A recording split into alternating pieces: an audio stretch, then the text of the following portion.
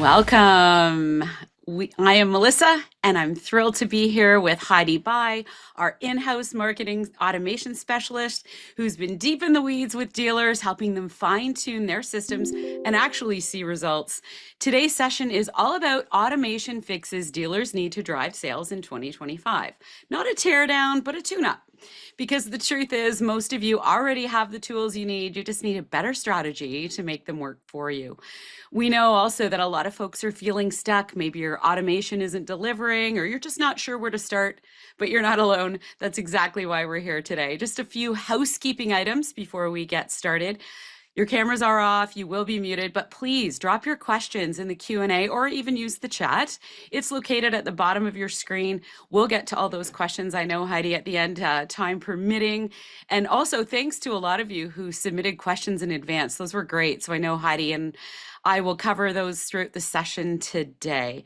And if you're curious about next steps, you'll see a QR code located on each slide, and you can just book a strategy session or just learn more about us.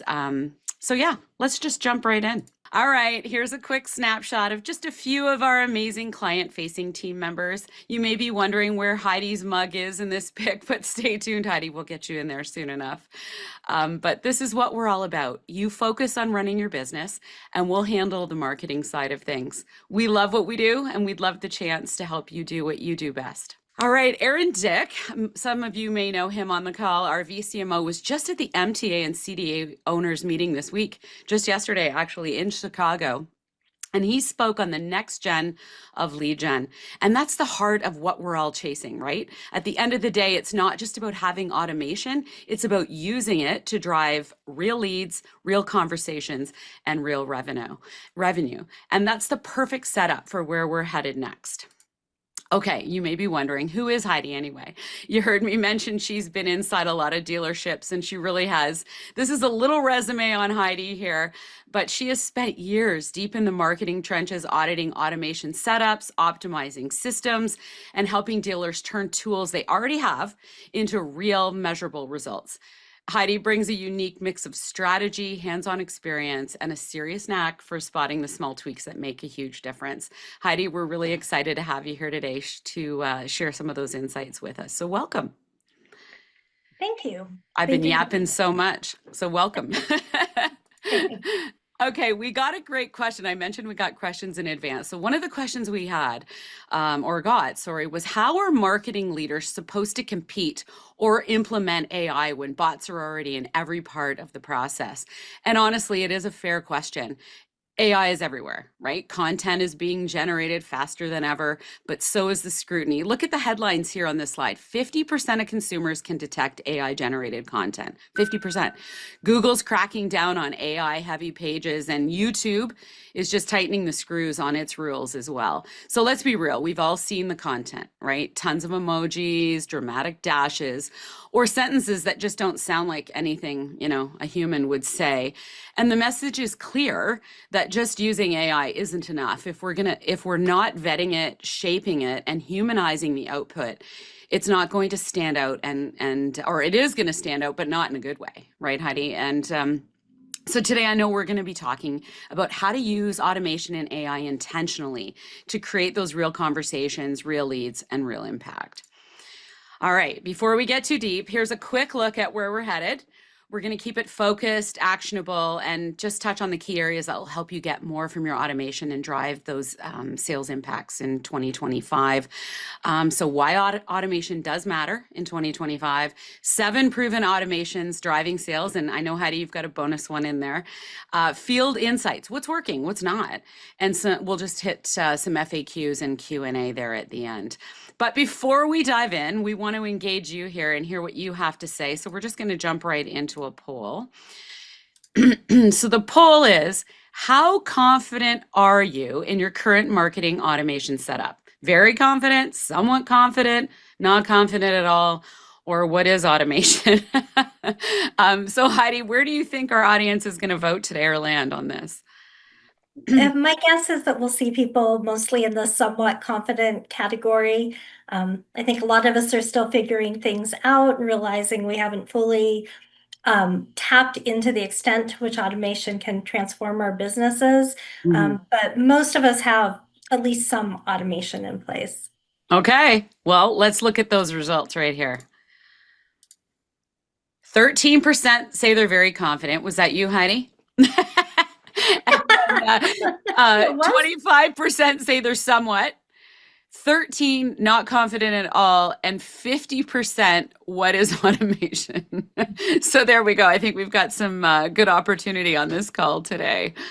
But before we jump into all these fixes that we're going to talk about today, help us understand, Heidi, why automation matters so much in 2025. What's changed?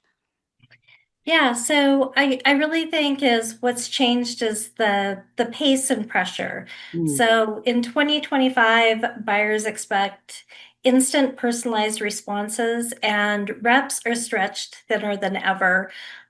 We know hiring's expensive and teams can't simply add the headcount that they need to keep up. So automation really matters right now, and it's not about replacing people. It's about multiplying their productivity so that we can do more with the tools and talent that we already have in place. Okay, so now that we've set the stage, let's get into the heart of it all here. So, this slide here perfectly captures the reality we see across so many dealerships. You've got automation in place, but it's not really connected or it's not driving results. And honestly, it's overwhelming. I know, even for us, right? So, that's where you come in, Heidi. You've been in the back end of dozens of these setups and know exactly where the bottlenecks are and how to fix them. Walk us through what's really going on here. Yeah, so I think what we typically see when we jump into audit a dealer system is that um, dealerships are making investments. They have purchased software packages. They've invested in powerful platforms like HubSpot, but they're not fully tapping into what those systems can do. So they're using generic email blasts or static contact lists. The biggest missed opportunity really is behavior-based intelligence. I'll kind of give a quick example. So you've got somebody from a K to 12 school district that's on your site and they're exploring interactive whiteboard solutions pages. In most of the setups we see, that lead just gets the same blanket email follow-up that everyone else is getting. Best case scenario, they're getting kind of a header line that is referencing the fact that they're in education. But other than that, we're kind of regurgitating and using the same general emails. And we've all seen those sales emails. We have them in our inbox every day. And we either ignore them, delete them, or opt out because we're tired of seeing them. But with the right automation, that action can trigger a personalized sequence. For example, that whiteboard example, you can have an email featuring success stories from other schools, tips for classroom integration, and an integration to a live demo designed specifically for educators. And that kind of relevance can turn casual interest into a real conversation. So, sales and staffing pressures. Here we have a perfect storm happening. Dealers are struggling with hiring and stretched teams, but buyers still expect those instant responses. How does automation specifically address these pressure points for them? Yeah, for sure. And I've done recruiting at a dealership, so I fully understand the challenges that are there with hiring and turnover and reliance on a few key reps and things of that nature. And we have sometimes reps managing large books of business and not really knowing where to focus their time and prioritize. So if we kind of look at another scenario, maybe you have a procurement officer from a local city government agency spending time on your site, and they're looking at managed print solutions. And, unfortunately, without automation, that lead might sit in a queue for days while your team juggles other priorities, especially, if it's end of the month, end of the quarter, those kinds of things where they've got a lot on their minds. They're not necessarily going through their daily tasks step by step. With the right workflows in place, the system can instantly alert a rep, trigger a follow-up email featuring case studies from other municipalities, and even offer a time for a strategy call, all without anyone manually lifting a finger. And that's how dealers can deliver those instant and Mm, relevant responses that the buyers hope for. I wouldn't even say they expect them, but that they hope for, yeah. while keeping hiring costs and workload under control. Yeah. Fantastic. Okay, so let's jump right into these fixes. Number one, buyer intent scoring. So not basic lead scoring. Can you break down what makes this approach so much more effective for dealers? Yeah, absolutely. And I would say I do see quite a few systems where we don't even have lead scoring in place. So lead scoring is critically important to prioritize leads and see what's happening there. But all too often, we're relying on opens and clicks in terms of driving the emails and communications that are going out. And the goal here is to stop relying on opens and clicks and start scoring based on real buyer signals. So buyer intent lead scoring tracks real buying behaviors. So if somebody from a regional hospital system spends time on your workflow automation solutions page, and they actually download a compliance checklist or they register for a demo, that kind of activity shows they're not just a good fit on paper, Mm, and they don't just meet your ICP, but they're actively looking to solve a problem. And so with intent lead scoring, those leads get prioritized for immediate outreach instead of sitting in the same bucket who's someone who maybe just skimmed a newsletter. So you can focus your reps on the hottest opportunities, and that's ultimately going to mean faster conversion, and deals that close sooner. hmm. Okay. Moving to fix number two, personalized sales sequences. So ICP. I know a lot of dealers worry that automation makes their outreach feel robotic, but how do you solve for that personalization piece? Yeah, absolutely. Personal touches are critically important. So um, you can use industry-specific messaging and inject those personal touches. If you've got an MSP prospect in healthcare, you can send them, a five-step sequence with a case study, testimonial, and a call to action on HIPAA compliance review. That's going to be much more effective than that generic sequence about how you're a local copier dealership with 25 years of experience. And I've seen a lot of those emails and I've written a lot of those emails in the past. Right. So, I understand the tendency to highlight those things, but it's really uncovering what are the needs, what are the problem areas, and how we communicate with people in a way that's going to grab their attention and differentiate us from what everyone else is sending out. Um, and allows you to highlight your experience and expertise in the sector, not just in the industry. Mm-hmm. And you can accomplish all of this through workflows and utilizing enrichment tools to get more information about your contacts using tools like a Zoom info, for example. Mm-hmm. Cool. All right, fix number three is behavior triggered workflows. This sounds like it could really help with speed to lead, I know, which is crucial in sales, right? Can you walk us through how this actually works in practice? Yeah, absolutely. So we're trying to eliminate guesswork. Mm, So we want to focus on behavior and not guesswork to drive follow-ups. So if a lead downloads your managed print checklist, they can immediately receive a thank you email with a CTA to book a meeting. And the rep doesn't even have to take any initial action there. They might get a meeting directly booked on their calendar without doing anything. And then if a meeting isn't booked, 2 days later, or depending on your sales process, what timeline you want to set that up for, a rep task can automatically be set to the rep to follow up. And when that task gets set to the rep to follow up, it can tell them exactly what happened. So another thing I see in a lot of systems is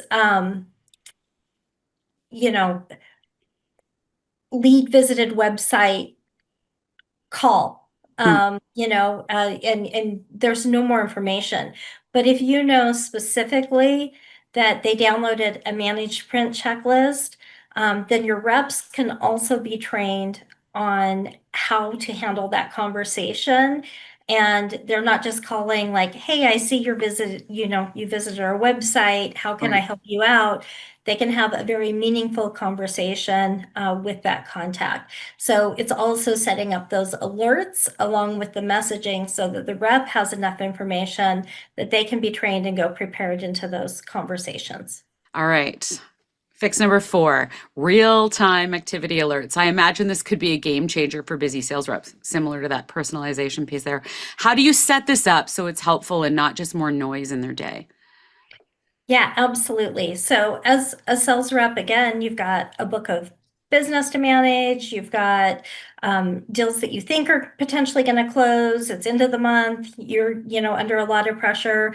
And a lot of times reps are left to kind of manage how they're going to handle follow-ups. With real-time activity alerts, you can do things like send a Slack message so that they know a key action has taken place. So, if you're a rep and you had a key target account that you were trying to work through a deal with, and then they just went dark on you, but then you get a Slack notification on your phone while you're out in the field that tells you that they just visited the website. A quick call can lead to a same day close or at least re-engagement with that lead to move things forward. And that's going to get reps' attention as long as they're meaningful activities. Mm, So as long as they know when they get those notifications, they're doing something specific that's indicating a buyer signal, then they're going to follow up on those right away because they're not going to want to miss those opportunities. absolutely not. Okay, fix number 5 is lifestyle stage automation instead of generic auto tasks. I'm curious, what's wrong with the generic approach, that most dealers are probably using right now? Yeah, so again, it's those kind of generic sales emails that we're all seeing every day in our inboxes, right? And it's the same kind of message no matter where they are, in the buying journey. So if we're sending, a case study, to everybody just because they're in healthcare and we have a healthcare case study ready to go. We don't know, are they a marketing qualified lead? Are they a sales qualified lead? Or are they truly, an opportunity? And so what we want to do is send the right content based off of where you're at in the buying journey. And then automating those stages so we're moving them throughout the process in a logical way. So again, we don't want to just be sending off auto tasks or, general reminders, call this person, send an email because we're sending out 3 emails a month. Mm, Your reps can be chasing somebody who's, downloading a brochure differently than somebody who's already deep in evaluation. So they're not missing those signals. And then with the life cycle stage automation, we can be much more conscientious about when we give that lead to the sales rep. mm, So your system can trigger each of those phases depending on, maybe it's based on your sales prospect or your sales process, maybe it's when the prospect actually books a meeting that the system moves them from MQL to SQL. They go into your CRM, they're assigned a sales rep, and then they're getting given the information on all of the actions that have taken place to that point so they know who they're talking to and what they're going to be talking to them about. great. Number 6, attribution reporting. This is where marketing can really prove ROI. So how does this automation fix help dealers connect their marketing spend to actual close deals? Yep. And we see this in every organization, regardless of industry, right? Mm, Sales wants results, marketing needs proof. Hmm. So attribution reporting is what finally connects those dots. So, everyone on this call is spending money on campaigns, emails, events, digital ads, etc. But in most cases, there's not clear attribution. It's guesswork to know what actually drove the revenue. And a lot of times things get forgotten. So maybe somebody attended an event and that was your first point of contact with them, but it was 6 months ago. So by the time the deal closes, nobody actually remembers or attributes that event as being, the kind of catalyst for the whole sales process to move forward. So with automation in place, every touch point is tracked and auto tagged. So you can see, what emails, webinars, or campaigns contributed to a closed deal. And you might discover that, a lead who attended your solutions webinar closes 40% faster, or that a specific industry focused campaign brought in 3 new accounts last quarter. So it also helps you to identify what the length of your sales cycle is, depending on their first point of interaction with you. And it lets you, really double down on what's working and cut out what's not, and confidently go to leadership or the rest of your leadership team and say, here's where marketing spend turned into actual dollars. Awesome. Powerful. All right. The seventh fix is smart re-engagement campaigns. We all know that not every lead converts immediately, unfortunately. So how do you automate staying in touch without being annoying?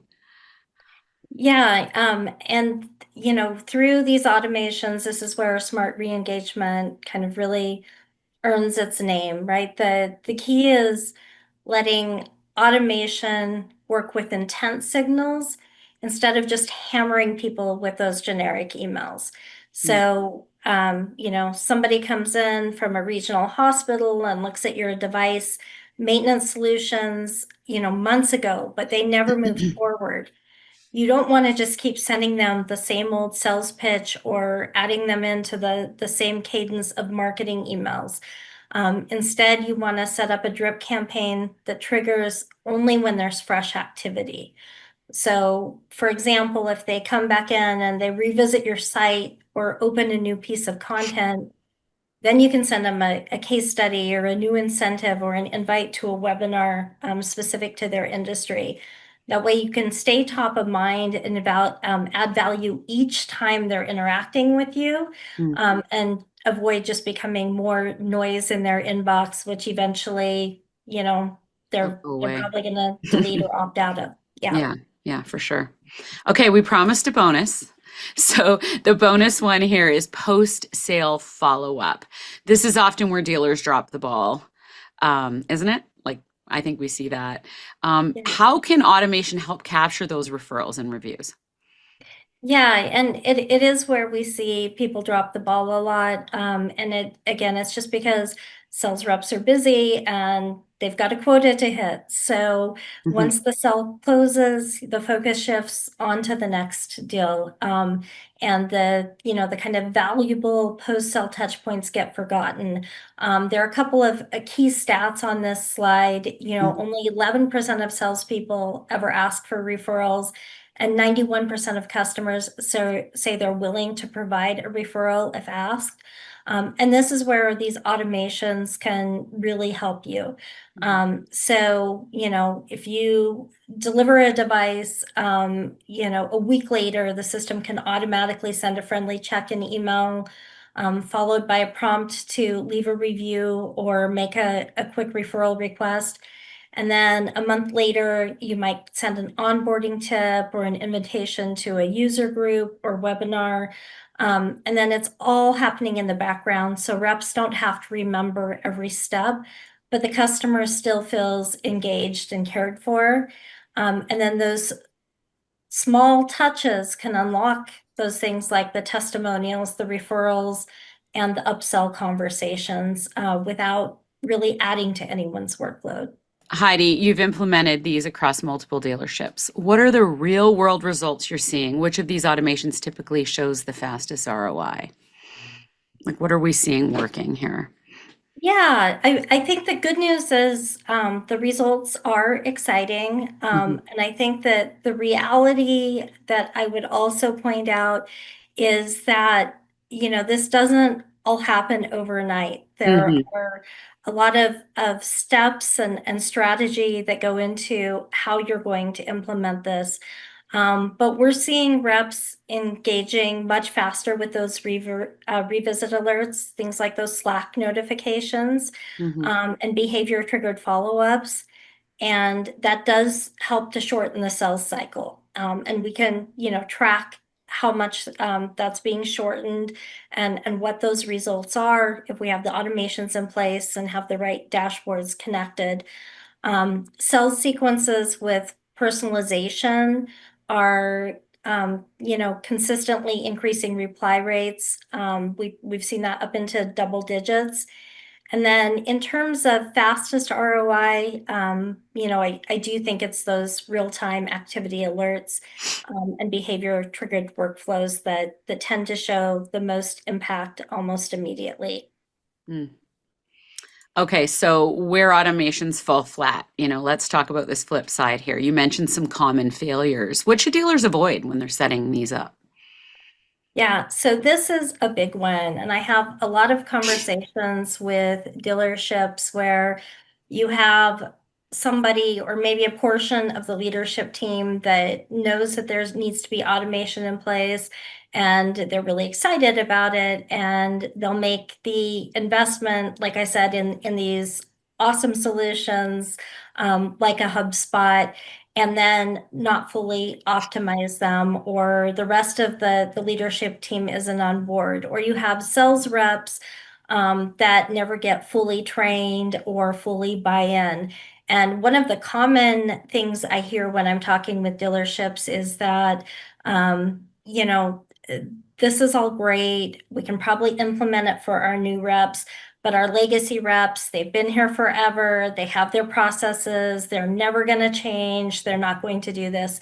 And if you really want to see the impact and really want to see this work, there has to be buy-in throughout the organization. Hmm. So top down, people have to buy into this and it has to be mandated. And then sales reps need to be involved in the process, get their their input on the sequences and what the right signals are, make sure that they're going to have confidence in the leads that they're getting from marketing, because we also hear, oh, marketing just dumps all these leads on us, anybody that touches our website. And that's where, if you're really looking at behaviors and personalization and making sure that they're at the right stage in the sales cycle and showing the right signals to be handed off to the sales reps, they're going to have a lot more confidence that they're getting the right leads. And that's where you can really get buy-in and engagement, even from those legacy reps. And then, sales and marketing really need to talk. So it really is organizational alignment, Hmm. and buy-in and support. And if that doesn't happen, it's really hard to make it work. Okay.